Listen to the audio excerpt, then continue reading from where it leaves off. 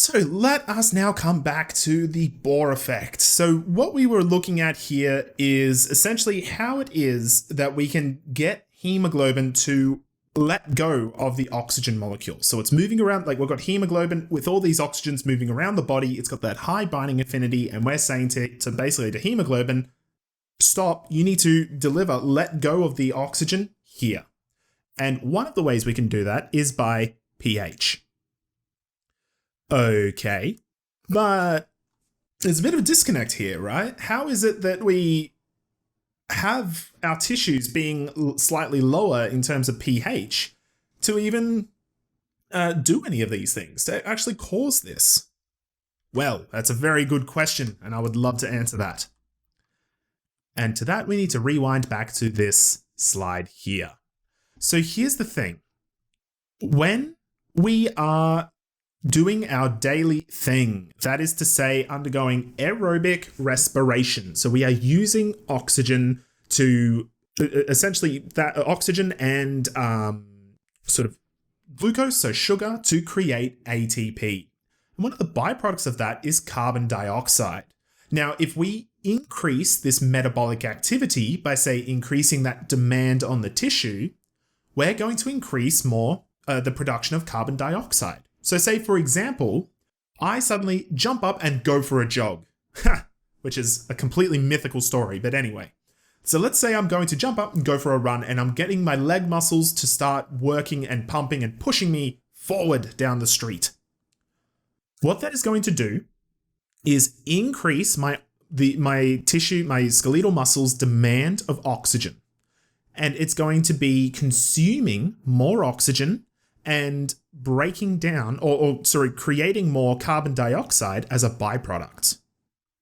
Now, what's going to happen there is by producing carbon dioxide as a byproduct, we have an enzyme called carbonic anhydrase. Now, what carbonic anhydrase does, which if I'm going to do a little drawing here, carbonic anhydrase is basically here. And what it is, it's an enzyme that will take carbon dioxide and water and convert it into this happy little molecule. Does anyone know what this molecule is called? So when we take carbon dioxide and water and we combine them together using carbonic anhydrase, can anyone tell me what it makes? Yes. Yeah, carbonic acid. Now there's a key part in that name, acid. Okay. So carbonic acid, and acids are molecules that can donate or get rid of a hydrogen atom. So what's going to happen is we're going to produce this carbonic acid, which it's then basically going to be immediately converted into carbamate and release this hydrogen. Now, this is particularly important because what we are doing here is converting carbon dioxide, which again, even though it's far more soluble than oxygen, it's still really difficult to try and move and transport around the body. So we have carbon dioxide and water, which we turn into this acid. The acid gets rid of its hydrogen, which is making the pH in this tissue lower. Okay, the pH is going down, so it's getting more acidic. Getting more acidic. Why is that ringing a bell? Why is that important? The Bohr effect. So this is why this is so cool. This is so dope, because what the body is doing is, let's say, again, my leg muscles are under increased stress, increased demand. I'm using them a lot more because my fat ass is going for a jog down the street. That means my legs are consuming more oxygen and producing more carbon dioxide. This carbon dioxide will begin to build up in my tissues and will be converted into carbonic acid, which is going to make my tissues more acidic. Then, when the blood moves into my muscles, which is going to have increased blood supply because of obviously undergoing this more strenuous physical demand, what that is going to do then, as those red blood cells are entering my skeletal muscles of my leg, it's going, hey, this is more acidic. Butterfingers, I can't hold oxygen molecules. I'm going to deliver that oxygen to those skeletal muscles there, which means it's able to sort of manipulate this chemistry here in order to sort of deliver more oxygen to the tissues that need it most. Because the more desperately that tissue needs oxygen, it's going to have more CO2 as a byproduct. Does that make sense, everyone? Yeah? Now that's the Bohr effect. And that explains why it is that we are able to deliver oxygen to tissues. But it's not the only thing. It's one of the main ones. There are two other ones that I'm going to explain here, okay? I'm trying to sort of trim as much of the fat as possible, guys, to not sort of have too much overwhelming content here. But another key thing, there's going to be three total. The first one that encourages hemoglobin to get rid of those oxygen molecules is a change in pH. The second one is carbon dioxide. So if you have more carbon dioxide, the saturation of hemoglobin is going to go down because it's delivering more CO2 to those. It's delivering more CO2. Oh, goodness. It's delivering more oxygen to areas that have high CO2, like my leg muscles as I'm running. The third and final one, which again makes sense, is temperature. So as I'm running, as I'm increasing this metabolic demand, especially my skeletal muscles, not only do I have increased blood flow, which is going to increase temperature to that area, but I also have an increase in temperature because of friction. Okay, it's increasing that temperature, which is going to lower the binding affinity of oxygen to hemoglobin. Now take all three of those things and combine them together, and that's what's happening in my legs as I'm running. Therefore, all three of those things are going to be lowering the binding affinity of oxygen to hemoglobin, which is going to increase the amount of oxygen delivery to my leg muscles to help improve the oxygenation of my legs because I'm burning through so much because it's under so much demand. Hydrogen makes it more acidic. So that's the definition of an acid, is a hydrogen donor. So for instance, if I've got, say, here we go. Who can tell me what this, what this molecule is? What's that called? Yes, it's hydrochloric acid. So if I pour this hydrochloric acid into water, it's going to form H plus and Cl minus. That's what's making it acidic.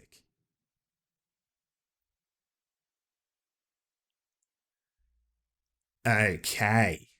So what have we done here? What we have done is we've stumbled on our words. That's what we've done. But we've also explained how oxygen is binding to hemoglobin here, okay? And it's basically just almost brute force, right? We've just got hemoglobin there. It's going, I don't really want to. It's almost like a little kid not wanting to eat their dinner. You go, I don't really want to. And you're like, yes, you do. Nom nom, here comes the airplane. Mummy's forcing you to eat, right? And then as baby starts to eat, they go, oh yeah, maybe I am hungry. And then they start to eat more and more and more. That's what we're seeing with, geez, that's a weird analogy. But anyway, we'll roll with it. Moving on. That is how hemoglobin is going from its T state to its R state, right? And scooping up those oxygen molecules. Then, as it leaves the lungs and comes down to our tissues, it's a combination of increased CO2, increased temperature, and a decrease in pH, or making it more acidic, that causes hemoglobin to say, hey, okay, let's drop off these oxygen molecules, let's deliver it to those tissues there.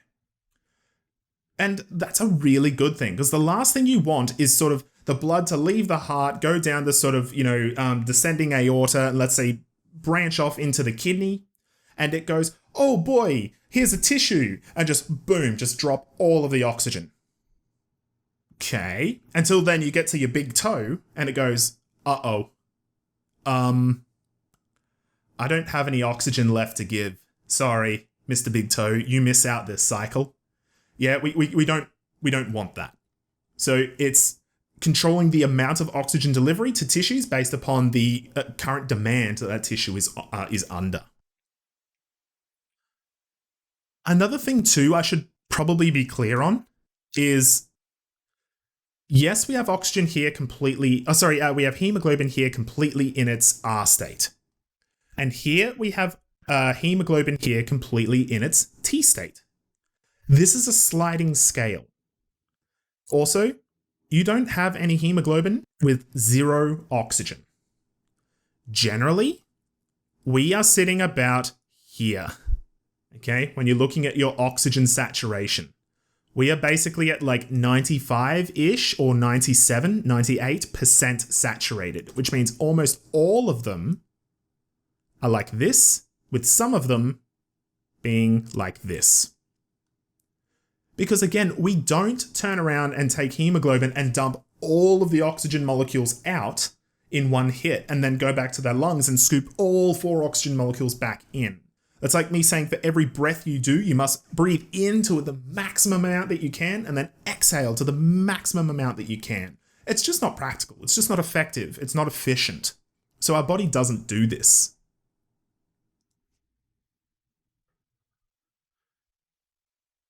Yeah, it might drop 1, maybe 2. But again, that's why, like, if you suddenly take off at a sprint, you've got some oxygen molecules bound to these hemoglobins that can sort of pick up the slack and deliver oxygen. Okay, so where are we on our grand journey? We are here. So we've looked at oxygen delivery to our tissues. Cool. And this is yet another thing that you guys can put into our grand map of the pulmonary and systemic circuit. Yeah, so we added heaps of detail up here with our pulmonary capillaries, looking at the movement of oxygen through the alveoli and all that good stuff. So now you can add even more juicy detail down here on the systemic end. Now, this is of course a two-way street. Okay, we've looked at this internal respiration, and we've always said there's a two-part process. It's oxygen moving in the tissues and the removal of carbon dioxide. Okay, so again, we're only halfway. We need to look at the other half now. So there are 3 main ways in which carbon dioxide can be transported around the body. The first one is essentially just dissolution. It's being dissolved straight into the blood, which is a bit of a more feasible option for carbon dioxide because it is so much more soluble than what oxygen is. Is that possible for carbon dioxide? Yes. Does that mean you have bubbly, fizzy blood? No. Okay, you don't have a soda stream in your bloodstream. It's not like that. Around 10%, if not less, of that carbon dioxide is just dissolved in the bloodstream and away it goes. The second option is binding to hemoglobin itself. So if we come back here and we have a look at this little diagram, let's say we've got a hemoglobin molecule and it is taking a oxygen molecule. Okay, so an oxygen molecule used to be here, so it's going to take an oxygen molecule and move it out of hemoglobin so we can move into the tissue. God, that's messy. That'll do. Then what can happen is in this empty space here, we can have CO2 come in and go, oh, don't mind if I do, thank you very much, and bind there and get essentially a free ride back to the lungs.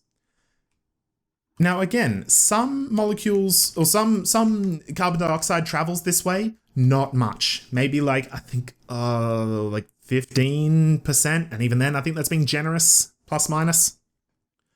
The overwhelming majority is carried as bicarbonate, okay, as this molecule here. So to go through the carbon dioxide and water, we'll then jump on carbonic anhydrase, this enzyme, turning it into carbonic acid. And then carbonic acid will lose that hydrogen and turn into bicarbonate. And this does not bind to hemoglobin. Okay, this moves into the red blood cell because what we need to remember is with our red blood cell, so we have our red blood cell like this, we have these hemoglobin proteins. That's supposed to say HB. Let's do that again. HB. Okay, these hemoglobin molecules are, these proteins are inside of our red blood cells. Now, we need to really keep or take into account the size difference here, right? In one red blood cell, on average, we have something like 300 million hemoglobin proteins. Yeah. So that's basically over 1 billion oxygen molecules per red blood cell. And we got lots of red blood cells. So if we have our hemoglobin that's inside of our red blood cell, so is our bicarb. And that's how the bicarb travels around the body. Oxygen and carbon dioxide? Yeah, it can be. Definitely. But not if the hemoglobin is saturated. So if the hemoglobin has 4 oxygen molecules, then no. If it's lost the oxygen molecule, it can definitely scoop up a CO2 molecule and grab onto it. Yeah, because there's multiple hemoglobin molecules. There's 300 million of them in here. Definitely. Oh, that's low iron, but iron is in this heme group. It's the iron that helps grab onto those oxygen molecules. Yes, so anemia is linked to like low hemoglobin because we have what is called a heme group. So let me just bring that up. That is heme. So this is heme, and this is one of the 4 groups that is responsible for grabbing onto oxygen. So again, that's very complicated. We don't need to go into like looking at the sort of specific structure there, but what that is here. So you know how I was pointing out these 4 little binding groups for oxygen? That if you can kind of see it, like if I grab this here, see that little thing there? That's basically the heme group. That's that compound that I showed you before. That's what the oxygen is grabbing onto. So if you have a low iron, it makes it harder to synthesize hemoglobin. Okay, so coming back to here. So yeah, we can have, there's 3 main methods, and this is the big thing I would expect you to know here, these three, right? We can either get CO2 to just dissolve in the blood. We can either get it to bind directly to hemoglobin. So like for instance, we've got this terminal part here of the heme chain. We've got our carbon dioxide, and we kind of just slam that carbon into this nitrogen, and we get what is called Carbaminohemoglobin.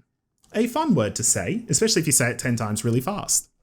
Now, Carbaminohemoglobin sounds like an incredibly complicated, tricky name. Until we pause for a second, we break down that word. So, carbon, amino, this NH3, that is an amino group. So carb, amino, and it's on hemoglobin. So carbaminohemoglobin is essentially the CO2 molecule that's attached to the amino group of hemoglobin. But again, do I expect you to know and be able to translate that name? No, not at all. I just don't want you guys to sort of freak out when you see, big complicated names like this, because a lot of the times we can just break them down into their original terms. And of course, the third and final way in which we transport CO2 is as bicarbonate. So what's going to happen is in the tissues, we take CO2, turn it to carbonic acid, it then loses that hydrogen, turns to bicarb. Bicarb then moves into the red blood cell. Those red blood cells then go through our venules, through our veins, back to our, right atria, right ventricle, off to the lungs.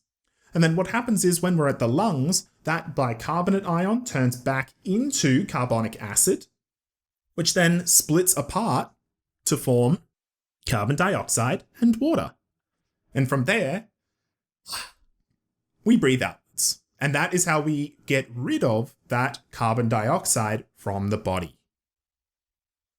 So it's a whole journey for oxygen and CO2. Now, do I expect you to memorize this chemical equation? No. Do I expect you to say, see this chemical equation and you explain to me what is happening here? Yes. So I'm not expecting you to memorize this equation. That's something I would expect my biochem kiddies to do. But I do expect you to understand the what and the why. in terms of this equation. Is everyone okay with that? Does anyone have any questions or anything that you would like me to cover again? It is. It's really tough. Another thing too, guys, is that like this is just a section. In my biochem class, we do this for like a full week. Just hemoglobin and myoglobin. So it is a full-on topic, and I've tried to sort of trim as much of this out as I can. And it's quite reasonable to feel overwhelmed. This is a big week, this one. This was the big week that I was warning everyone about. There's a lot of content, there's a lot of information here that we'll be going through. Absolutely, yes. This is the last week for your exam. So it's week 1 to week 5. So basically at the end of today's class, that will be everything that's up for grabs for your mid-trimester exam. Isn't that exciting? Hell yeah, it is. Oh yes. Okay, let's now talk about VQ coupling, or ventilation perfusion coupling. And I'm going to try and explain this in 2 ways. I'm going to try and explain this literally, as in to tell you guys what's happening. And then I'm going to try and use like maybe a business analogy, and hope it doesn't fall and crumble to pieces. So we'll see how we go. Basically, ventilation perfusion coupling. What this describes is that if we change or alter the blood supply to the lungs, the airways are going to adjust accordingly. In the same way that if we change or adjust our airways, the blood supply to the lungs will change accordingly. Now, what is it that I mean by that? How can we describe that further? So let's say, again, I decide to jump up and go for a jog. What's going to happen there is that my blood is going to turn more acidic, as well as my tissues getting more acidic. My carbon dioxide levels are going to go up, my oxygen levels are going to go down, and my brain is going to scream at me going, oh God, he's going for a run again. God help us. So what's going to happen is we are going to, because I'm obviously going under physical demand, I'm going to be increasing blood flow, I'm going to be increasing blood pressure, I'm going to be increasing cardiac output, all those wonderful juicy terms that we remember from when we did cardiovascular system.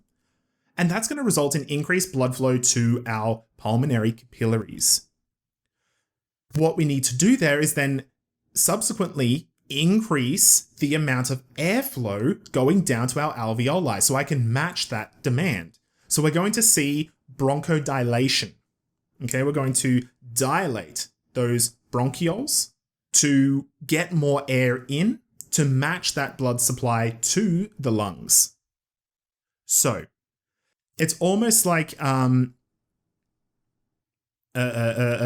I have like supply and demand. So if I turn around, like let's say, everyone's in quarantine, Nintendo Switch sales have been going through the roof.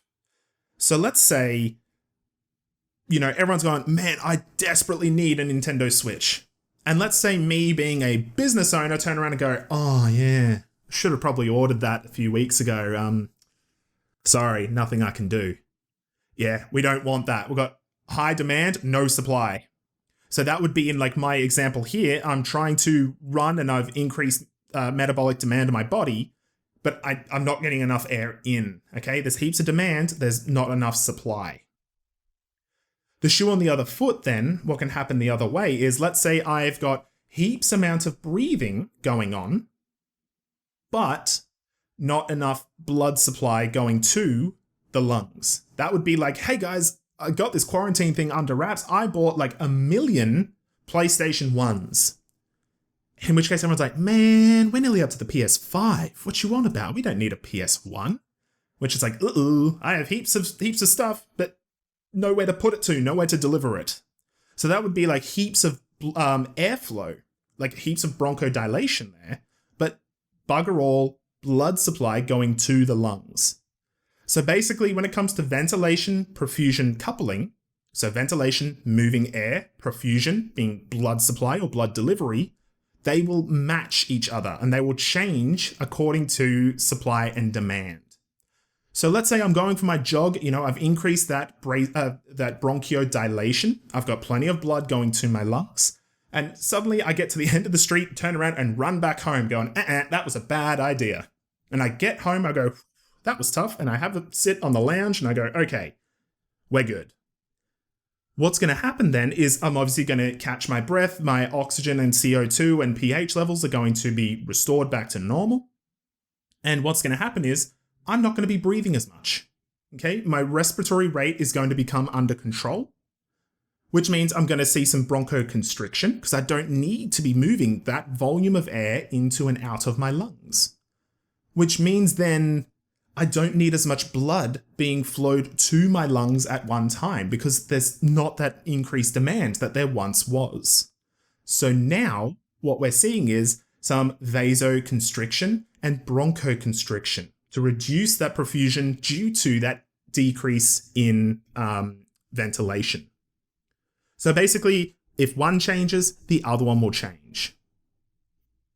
That's what we're looking at here with these VQ coupling diagrams. Okay, and the last thing I want to mention is looking at our respiratory center, looking at our favorite area, the medulla oblongata, okay, and our pons. In the same way that we see our cardio-acceleratory center and our cardio-inhibitory center and our vasomotor center, we're now adding on another one. We've got our respiratory center. And what that's doing is it's essentially controlling the rhythm and depth of our breathing. So, I don't care about this. That's fine. This is what I've already covered, like passive or, passive or, my brain. Yeah, passive inhalation or passive exhalation. Yeah, we've already seen that. This is the diagram I want to talk about here, because these two slides either side are basically talking about this image. So this is our medulla oblongata with our pons here, and what we're looking at is the respiratory center and some of the factors here that can control our rate of respiration. So the first ones I want to talk about here are our peripheral and our central chemoreceptors. So we've got, our decrease in oxygen levels, increase in CO2 levels, increase in hydrogen, meaning it's getting more acidic. What that is telling me is, oh damn, he's under some physical exertion, he's moving, he's running somewhere. We need to increase our respiratory rate. Okay, see these pluses? We need to increase our breathing. We need to increase rate and depth because I'm under physical exercise. Another thing too that will reinforce this stimulus from peripheral and central chemoreceptors is some receptors that are in our muscles and in our joints. So what that means is like when you say, if you seasoned veterans that exercise and stuff, and you want to go for a jog, as you start jogging, even though you might not be under much sort of physical strain or physical demand, just the fact that you started jogging, as well as sort of muscle memory and stuff like that, your respiratory rate is going to increase because your body is basically saying, okay, I'm getting a lot more neuronal firing in the legs and in the arms. There is a lot more physical activity here. They're probably going to be burning a lot more energy and consuming more oxygen. I better increase the rate of respiration just in case. Now, not only do we have stimuli here that can increase this respiratory rate and respiratory depth, but we also have some that inhibit it.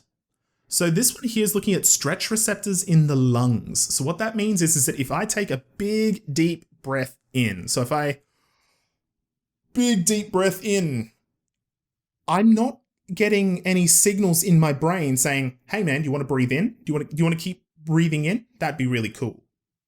Because essentially these stretch receptors in my lungs are firing saying, stop bothering to try and breathe in because we're full. We have no more air.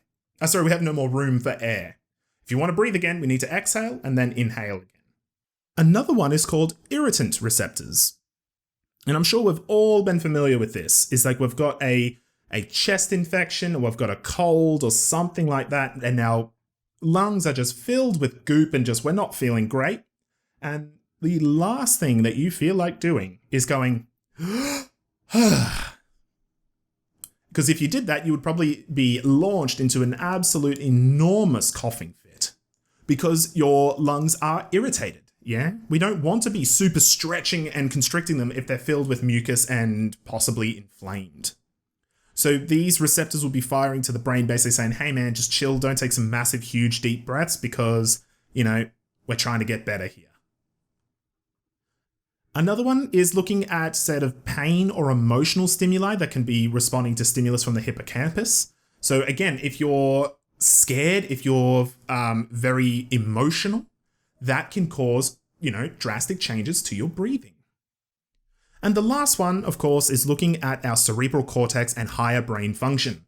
So my cerebral cortex is saying, hey, my wonderful 1808 kiddies need a good explanation and demonstration of proper breathing. You've got this. Send a signal to my respiratory center that causes me to go, job well done. So we do have a voluntary control over breathing of our respiratory rate and the depth of our breathing. Now, all of these slides here are basically just explaining what I've just gone through in this diagram here. Again, we've already covered that. Now, we do have some negative feedback here with regards to sort of breathing, looking at carbon dioxide concentrations and stuff like that. Basically, what we can see here is like hyperventilating. So if you rapidly and deeply breathe in and out, you can remove a lot of that carbon dioxide, which is one of the primary stimuli to you breathing. So when you hold your breath and you go, oh man, I really need to breathe now, that's due to generally to carbon dioxide and that pH. This can also be an issue if you, again, hyperventilate and you breathe in and out too much. You can actually cause your blood to become slightly alkaline, which is basic. It's the other side of acidic. This is why when people used to have panic attacks, they used to recommend to put a paper bag over their mouth and they breathe in the paper bag. Obviously, that's, dangerous and we don't want to be suffocating people or causing them to turn more acidic. So that's not recommended in modern days.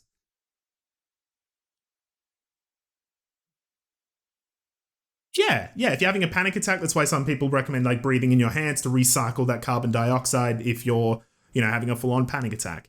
Again, it's not that worth it. It's one of those things that can cause more harm than good. Lead is a little bit of a different story though. So guys, that is week 5 in a nutshell. Pretty straightforward, huh? Not too bad. Pretty cruisy. So what have we done today, guys? What have we looked at? We've looked at 3 gas laws, technically 2, but we looked at Boyle's law last week. Boyle's law is by far the most important, okay? We definitely want to focus on Boyle's law, but we still need to understand Dalton's and Henry's law with respiration. We need to know our different lung volumes and our different lung capacities. We need to be aware that I don't want you to describe the composition as in like 20.9% of air is oxygen and 73.blank% is nitrogen and blah, blah, blah. I don't care. Just be aware that the composition of air surrounding us and the composition of air in your alveoli are different. They are not the same because we cannot exhale all the old air out of our lungs. We also need to look at the movement of oxygen and carbon dioxide throughout the body. This is where we spent almost all of today focusing on, okay? This was a big chunk. It is tricky. It is complicated. It will take some time to wrap your head around. Also, please be careful when you're Googling this because, again, we're just covering the bare basics. And if you sort of go on a wiki binge or you dive down the rabbit hole of Google, it's a whole new world there of biochemistry and stuff like that. So just be aware we're just after the basics. We then looked at VQ coupling, so ventilation perfusion coupling, and we've looked at some of the ways in which breathing can be controlled. And that's it, guys. We are done.